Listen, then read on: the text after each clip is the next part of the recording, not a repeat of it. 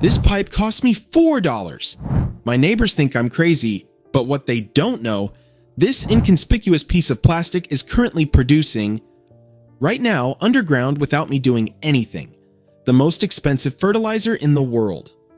50 liters per season, worth $300. From kitchen scraps I would have thrown away anyway. Free, automatic, every season, forever.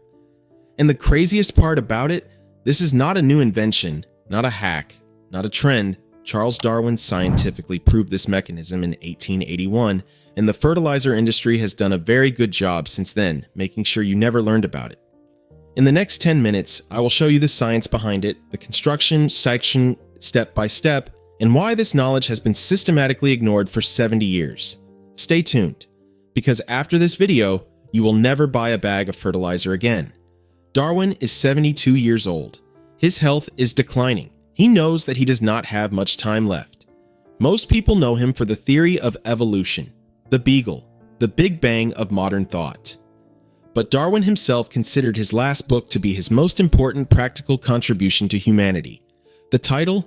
The Formation of Vegetable Mold Through the Action of Worms. Not a sexy title, but a thesis that turns everything about fertility upside down. Darwin's method was almost brutally simple. He placed a stone on his lawn, measured its position, and waited. Year after year, the stone sank deeper into the ground. Not because of rain, not because of wind, through worms that pulled organic material underneath and piled earth on top. His calculation: on a single hectare, earthworms move 10 tons of soil per year. But they don't just move it, they transform it. Every particle that passes through a worm comes out fundamentally changed, enriched with nitrogen bacteria, coated with mucus that binds soil particles, inoculated with beneficial fungi. Darwin wrote, "There is hardly any other animal that has played such a significant role in the history of the world as these simply organized creatures." He proved, all fertile soil on Earth is worm-made, not geological, biological. The book was published in 1881. Sold well. Scientists worldwide confirmed the results, and then nothing happened. For 60 years, his findings sat in libraries while agriculture marched in the exact opposite direction. Why? Because a war changed everything. The Haber-Bosch process, developed to produce explosives, used atmospheric nitrogen to produce ammonia. After the war, there were no more bombs to build, but there were huge production facilities that kept running. Ammonium nitrates and diacetylates, the same active ingredient in explosives, was relabeled and marketed as agricultural fertilizer. Suddenly, fertility no longer came from the soil. It came from a sack. Universities taught NPK ratios instead of soil biology. Gardening magazines promoted brands. Merchants stocked shelves with synthetics. Within a single generation, Darwin's knowledge was no longer common knowledge. Not disproven, not outdated by something better. Just economically inconvenient for people who want to sell you something every season. But the mechanism that Darwin documented still works exactly as it did in 1881. And this $3 pipe uses it completely. Let me first explain to you what really happens down there. Then we'll build it. Earthworms have no eyes, no ears, barely a brain, so only a nerve cord that runs the entire length of their body. But they have something that is far more powerful for our purposes, a chemical detection system that is spread over every centimeter of their skin. They perceive moisture gradients, temperature shifts, and most importantly, volatile organic compounds released by decomposing matter. When you throw kitchen waste into the pipe, decomposition begins immediately. Microbes break down the material. They release specific chemical signatures in the process. These compounds diffuse through the soil moisture like a slow radio signal, broadcast in all directions, and every worm within range receives this signal. A 2009 study, published in Soil Biology and Biochemistry, tracked worm movements under transparent soil chambers using time-lapse photography. Result: earthworms navigate toward food sources with precise directional accuracy, comparable to a shark following a blood trail.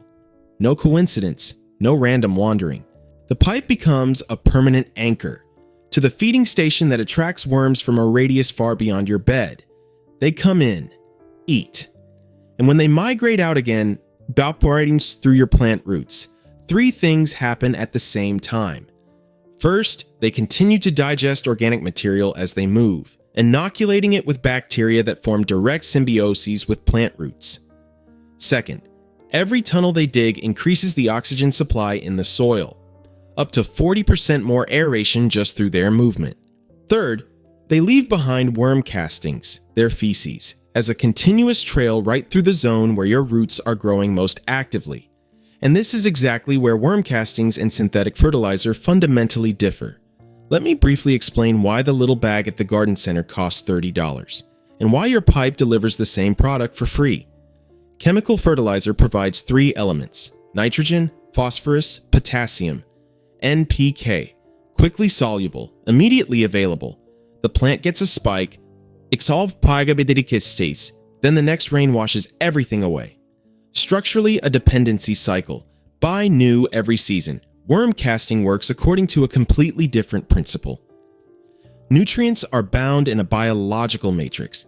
They become slowly available in response to the uptake signals of the plant itself, on demand rather than by flooding.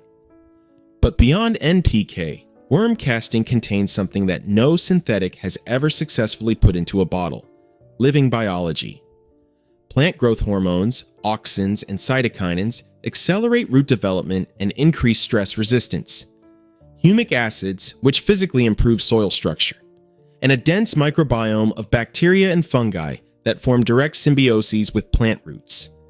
A 2011 study in applied soil ecology showed even small concentrations of worm humus in growth media significantly outperform synthetic fertilizer in germination rates and early plant growth.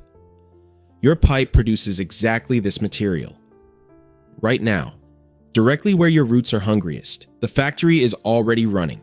You just have to switch it on. You need three things: PVC pipe, 10 to 15 centimeters in diameter, 50 to 60 centimeters long, or a plastic bucket with lid, about $4, a drill with a 2 centimeter bit, a spade. Total cost, under $10. Step 1, the holes. Drill holes in the lower third of the pipe, evenly spaced all around, about 5 to 7 centimeters apart. These are not filters. These are doors. The more entry points, the more worms, the wider distribution of the castings throughout your bed. Step 2. The position. Dig a hole as close to the center of your bed as possible. The more central, the larger the radius in which worms passing through will reach your plant roots. 2/3 of the pipe goes under the soil. 10 centimeters stick out at the top. This is your filling point. Step 3. The first filling. Going in. Fruit and vegetable scraps, coffee grounds, eggshells, shredded cardboard, tea bags. Never in. Meat, fish, dairy products, cooked foods with oil, citrus peels in large quantities. These decompose through a different bacterial pathway, producing ammonia compounds that actively repel worms instead of attracting them. Lid on. Done. Filling every 2 to 3 days is ideal, but the system can also handle a week-long break without any problems. Worms that have migrated away will return as soon as the signals are back. How do you know it's working?